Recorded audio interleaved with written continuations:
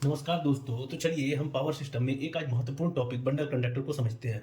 तो bundle conductor होता क्या है बेसिकली कि दो या दो से ज़्यादा कंडक्टर को एक साथ एक फेज में लाना ही बंडलिंग कहलाता है। मतलब कि हमको जब एक फेज का निर्माण करना होता है तो हम सिंगल कंडक्टर ना लेके दो या दो से ज़्यादा कंडक्टर लेते हैं उस फेज का निर्माण करने के लिए। इससे क्या होता है कि हमारी ओवरऑल करंट कैपेसिटी बढ़ जाती है, इससे हमारे बहुत से लॉसेस कम होते हैं। तो चलिए देखते हैं कि बंडलिंग करने से हमें क्या क्या फ़ायदा होता है। दोस्तों बंडल कंडक्टर से होता क्या है कि बंडल कंडक्टर से हमारा ओवरऑल रेडियस बढ़ जाता है। चार कंडक्टर लेते हैं तो ओवरऑल हम लोग जो एक फेज का देखते हैं कंडक्टर का ओवरऑल रेडियस बढ़ जाता है। तो रेडियस बढ़ने से क्या होता है, रेडियस बढ़ने से जनरली हमारा कोरोना लॉस कम हो जाता है। ये कैसे कम होता है, तो रेडियस बढ़ने से हमारा जो वीएम रेडियस बढ़ता है तो जो वीडी की वैल्यू होती है कोरोना में, डिस्ट्रक्टिव वोल्टेज की वैल्यू वो बढ़ जाती है। ये डायरेक्टली डिपेंड करती है आर पे। तो वीडी की वैल्यू जैसे ही बढ़ती है तो पीसी जो होता है यानी कोरोना लॉस वो proportional to V minus VD का स्क्वायर होता है। तो वीडी की वैल्यू बढ़ती है, इस वैल्यू के बढ़ने से ओवरऑल वैल्यू ये कम होती है और कोरोना लॉस कम होता है। तो हमें बंडलिंग करने से सबसे महत्वपूर्ण जो फायदा होता है कि हमें कोरोना लॉस कम मिलता है। अब बंडलिंग करने से हमें और भी कुछ फायदे होते हैं, जैसे इंडक्टर की वैल्यू कम हो जाती है। इंडक्टर क्या होता है, mu naught mu R by pi L N G M D by G M are.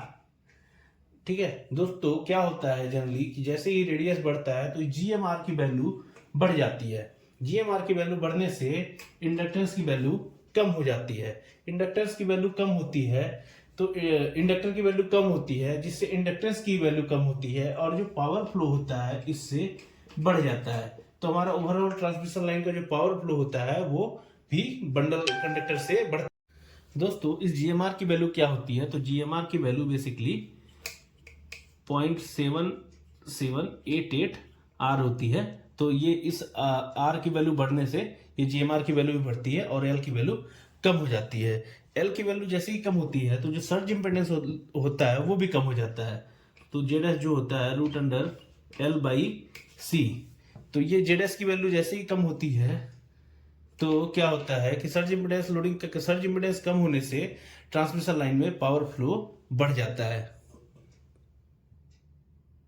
दोस्तों तो अब हम लोग इंडक्टेंस कैलकुलेशन देखते हैं। तो बेसिकली इंडक्टेंस जब हम वन कंडक्टर का निकालते हैं, एक कंडक्टर का निकालते हैं, तो इसका फॉर्मूला आता है mu naught mu R by 8 pi plus mu naught mu R by 2 pi L N D by R. ठीक है दोस्तों, फिर हम जब इसको सॉल्व करते हैं तो ये क्या आ जाता है अपना कि mu naught mu R by 2 pi L N D by are dash. ये हो जाता है हमारा सिंगल कंडक्टर का। हम इसको इस फॉर्म में भी लिख सकते हैं 2 इंटू 10 के पावर माइनस 7। फर्दर इसको सॉल्व करेंगे तो l N D by are dash आ जाएगा। आर डैश की जो वैल्यू होती है 0.7788 आर के बराबर होती है। ठीक है दोस्तों, अब जब हम लोग यही दो कंडक्टर यानी कि एक फेज का हम लोग इंडक्टेंस कैलकुलेट करते हैं, एक फेज में जनरली दो कंडक्टर होते हैं, तो उसमें क्या होता है बस हम लोग दो का मल्टीप्लीकेशन कर देते हैं। तो इस फॉर्म में जब एल कैलकुलेट करते हैं तो एल आता है mu naught mu R by pi L N D by are dash.